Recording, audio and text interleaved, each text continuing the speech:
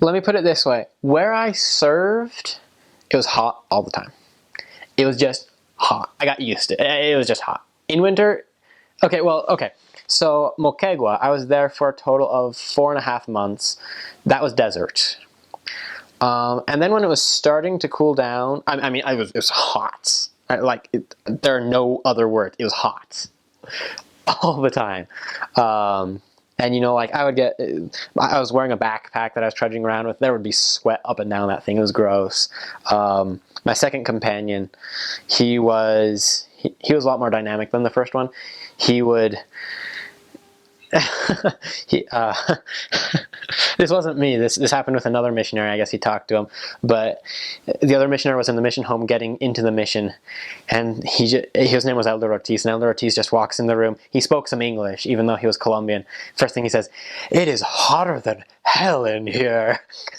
And sorry if that's a little bit inappropriate, but it was hot all the time, and we would roll our sleeves up. We probably weren't supposed to, but we would roll our sleeves up anyways, just to make it through the day. Then when winter was coming along, was exactly when I had transfers, and I was transferred to another desert area. But this was more, I think it might have been even more desert than the first, because there was no winter. They called it, quote, the land of the eternal spring, but what they really meant was the land of the eternal very hot summer. And so I just got that for all winter. And then by the time that winter was ending and we were getting back into summer again, I got transferred. And I ended up going to my third area, which was in a place called Tacna. And it was hot there too. I don't know. It was just all hot. It was very sandy. They built their houses up on top of and around the sand. But if you trudge out to the more different areas, you could be walking through sand hills and just very dry dirt. In fact, I remember, as far as extreme weather goes, you mentioned that we got about 2 inches of rain, maybe a little less, but it came on very suddenly.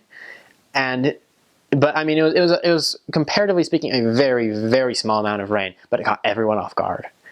It was so strange because we pretty much just stopped proselyting because people needed help digging dikes around their houses and putting up like little dirt mounds so that the rain, and it's what you could get on an average day here. Their roofs were leaking. They just weren't prepared for just a little bit of rain. And so I lived in desert areas the whole first half of my mission. I had about a 3-month interlude where I was actually in Arequipa itself. And I was farther up in the mountains. That had more rain. That had more normal seasons. I was actually finally able to put on a coat like a year and a half into my mission.